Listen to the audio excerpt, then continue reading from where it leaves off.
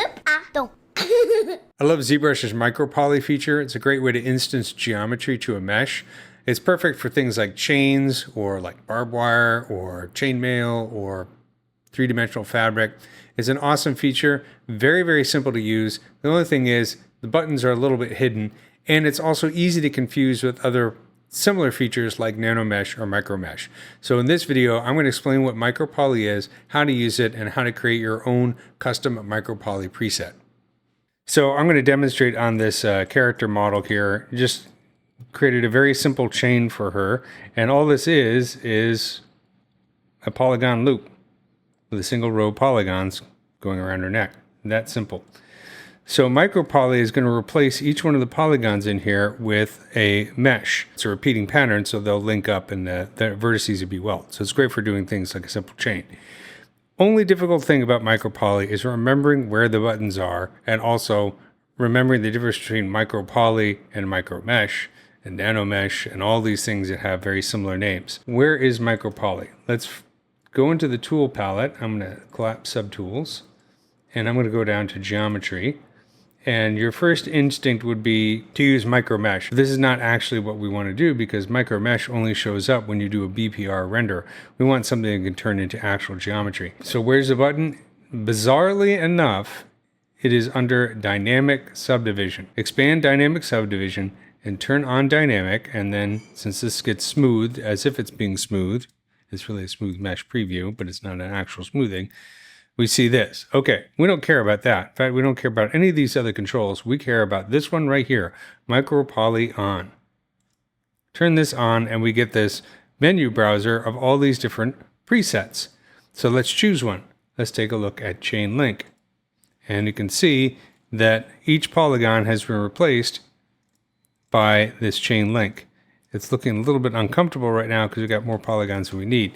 The other thing is we want to make sure that it's actually flipped in the right way. If we take a look at this, I'm going to turn on polyframe. I'll turn off line for a second just so we can see. You see how we have two different purples and a blue right here, and then if we go over here, you can see the blue has been flipped, and it's flipped right here in the middle. It's pretty easy to fix. We can use these buttons right here to change the alignment. If I set this to align, now everything's consistent. And then we could also use these buttons to rotate and so on. So that's pretty simple. We can also just go in here and choose a different preset. Some are going to work better than others, or we can use these little arrows to cycle through the presets. You get the idea.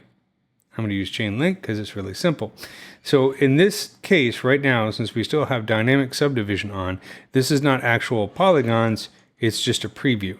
So if I zoom out here, and I'll take the move brush and just move this around. What I'm actually moving around, I have symmetry on, I'll turn symmetry off.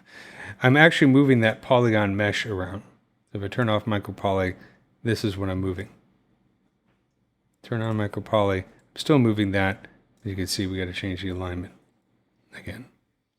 There we go.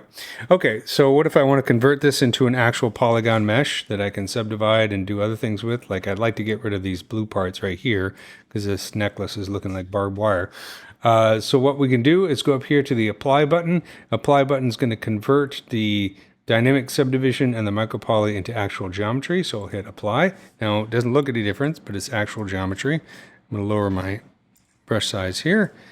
And then just zoom in real quick, Control Shift click on this blue polygroup once and again, and then I'll go down here to modify topology and choose delete hidden.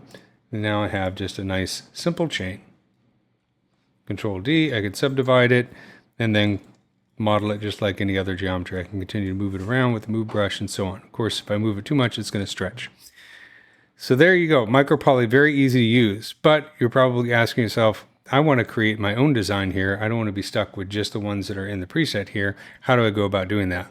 Let's take a look at how we can make our own Micropoly mesh preset. So I'm going to create another very simple chain link design, slightly different from this one, just to keep it nice and simple. You can do something more elaborate if you wish. Let's go into the tool palette, switch over to the Polymesh star, press F to frame, and here's our Polymesh star. So I'm going to go into the draw palette and go down to the grid, and I'll set the grid size to 1. The next thing I'm going to do is create a polygon plane just as a visual reference in addition to the grid. It's not something you absolutely have to do, but I think it's a little bit easier to see than the grid. So why not have both? I'll press W. I'm going to click on the gear icon, choose polyplane. Let's turn on our frames here. I'm going to set the divisions to 1 and 1 in both dimensions. So it's just a single flat, single polygon. And let's go down here to in the tool palette to deformation. And I'm going to set morph to grid all the way to 100. So now that's the exact same size as the grid. Again, it's just a visual reference, not totally necessary. You could put like a drawing on here if you wanted to use it for reference. That'd be not a bad idea, but I'm going to keep things simple for now. So next, I'm going to append another star. I'm going to go in here to the gear icon, and I'm going to choose Ring 3D. And let's see if we can play with this a little bit. I'm going to scale it up. Play with these little cones here. Maybe make it a bit thicker. Let's set it to, say, 24 divisions. There we go. This will be a center, and I'll have 2 rings on either side at the top and the bottom, smaller rings. Okay, so what I can do for that is I'll just duplicate this and move it up, scale it down, back into the ring 3D, set this to like 180.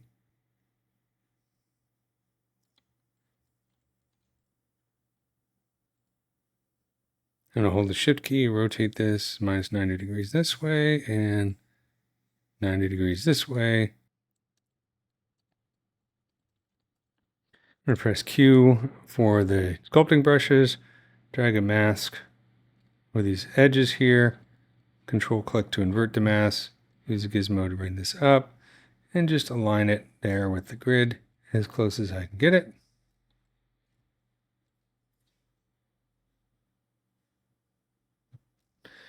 And then what I'm going to do is I'm going to switch over to ZModeler.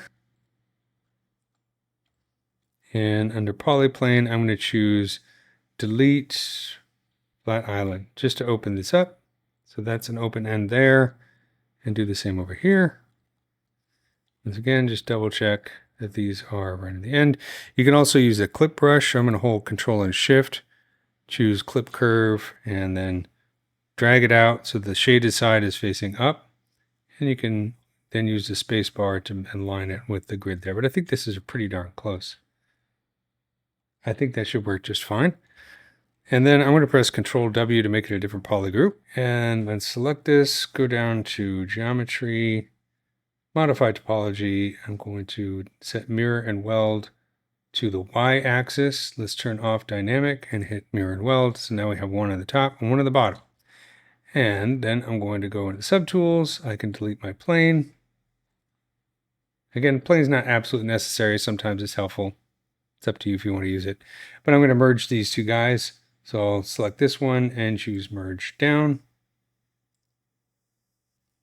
Make sure I have different poly groups for the different parts of the chain. These two should be the same poly group. This one will be different.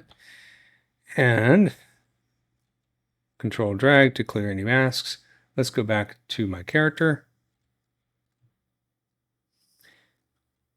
And go to my chain. Let's go back in time here to when it was polygon plane, just like that. That's fine right there. And I'll go down to Geometry, Dynamic Subdivision. That's the hardest thing about this whole process, is remembering that the menu is under Dynamic Subdivision. Turn Dynamic Subdivision on, turn Micropoly on. If I click right here, I get my regular presets. I don't see the thing that I just made. So I'm going to hold Control and click on this. And now we get our menu, a quick pick menu, and I can choose this guy right here. And then I'll choose Rotate. And we can see we have our chain. It's looking pretty good.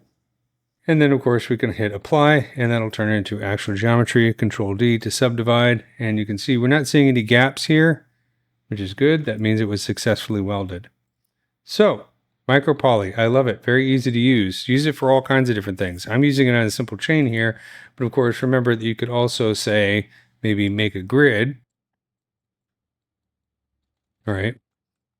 and go down here, dynamic subdivision, turn it on, Micropoly on, choose whatever pattern you want, and there you go. And the cool thing about this is that it's very fast to work with because I'm working with the preview here. Until I hit the apply button, I'm still using just a polygon plane. So I can shape the plane however I want and edit the pattern that way. And then I can also use this to try different patterns, see what I like. That's cubes, which is kind of strange, but so try using it for creating some fabric or some chainmail or something like that. So there you go, Micropoly. I absolutely love it. One of my favorite ZBrush features. Give it a try. Come up with some really cool stuff. Add to your characters or anything you want, basically in ZBrush. I hope you enjoyed this video. Remember to like and subscribe, and I'll see you for the next one.